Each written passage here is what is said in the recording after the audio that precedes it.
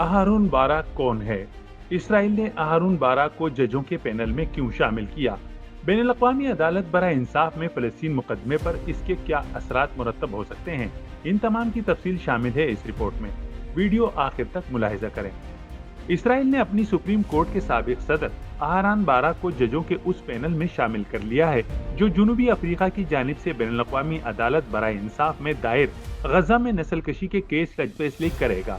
जनूबी अफ्रीका की जानिब से 48 सफ़हात पर मुश्तमिल पटिशन में वाज़े तौर पर कहा गया है कि इसराइल की जानिब से गजा में मुसलमानों की नस्लकुशी की जा रही है। ये भी इल्जाम लगाया गया है कि कार्रवाई का मकसद फ़लस्तीनियों को खत्म करना है।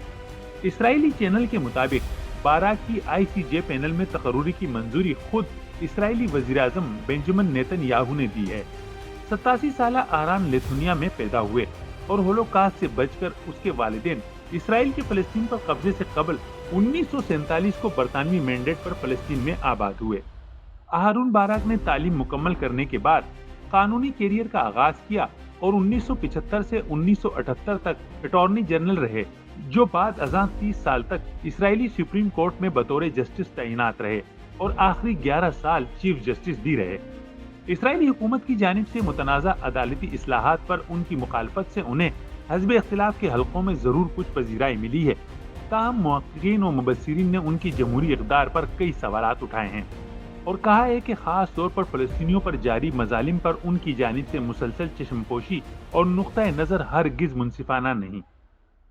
मशरिक़ वस्ता में इंसानी हुकूक की तंजीम की सदर ओरली नोए ने भी इनकी तकर्रुरी पर अपने खदशात का इजहार करते हुए कहा है कि बाराक इस ओहदे के लिए इस लिहाज से बेहतरीन है कि उन्होंने अपनी पूरी जिंदगी इसराइली जराइम और फ़लस्तीन पर कब्जे को जायज़ करार देने के लिए वक्फ कर दी और मकबूजा मगरबी किनारे में अराजी पर इसराइली कब्जे और टारगेट किलिंग को जवाज़ फराहम किया।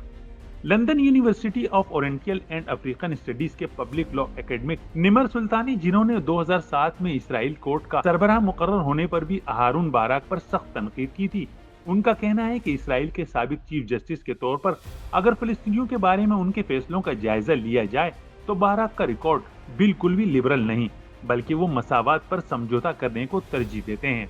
2004 को फ़लस्तीन के मकबूजा मगरबी किनारे में इसराइल की तरफ से तामीर करदा गैर कानूनी दीवार पर अहारून बाराक ने फैसला देने से इनकार कर दिया था। इसकी बजाय आला अदालत ने बाज़ इलाकों में दीवार के कुछ हिस्सों की तामीर को मुस्तरद कर दिया था, ताहम बाद अज़ां उसकी तामीर की अक्सरियत से मंजूरी दे दी गई थी। फ़लस्तीन में यहूदियों की गैर कानूनी बस्तियों की तामीर पर भी बैनुल-अक़वामी क़वानीन की खिलाफ वर्जी करते हुए अहारून बाराक की सदारत में कायम सुप्रीम कोर्ट के बोर्ड ने फैसले किए। कौंसिल ऑफ एडमिनिस्ट्रेशन बराए कानून के रुकन हसन बिन इमरान ने भी बाराक की तकर्रुरी पर सख्त तनकीद करते हुए कहा है कि अहारून बाराक ऐसा जज है जो समझता है कि उसका फर्ज कानूनी ज़राए और तरीक़ेकार के जरिए अपनी रियासत यानी इसराइल के प्रोग्राम को तहफ़्फ़ुज़ फराहम करना है।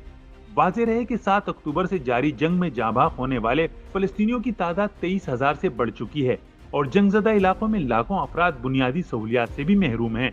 ताहम महसूर गजा की पट्टी को ईंधन की सप्लाई मुनक़ता करने का जवाब पेश करते हुए बाराक ने दलील दी है कि इसे फ़लस्तीनी जंगजू इस्तेमाल कर सकते हैं और हुकूमत जो कुछ कर रही है इससे मुकम्मल इत्तिफाक रखता हूँ।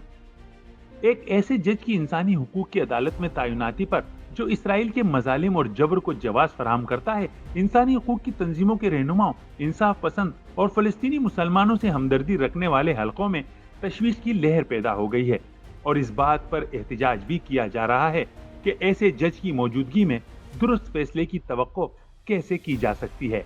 उम्मीद है आपको ये रिपोर्ट पसंद आई होगी। मज़ीद ऐसी मालूमाती और दिलचस्प वीडियोस के लिए चैनल सब्सक्राइब करना ना भूलें।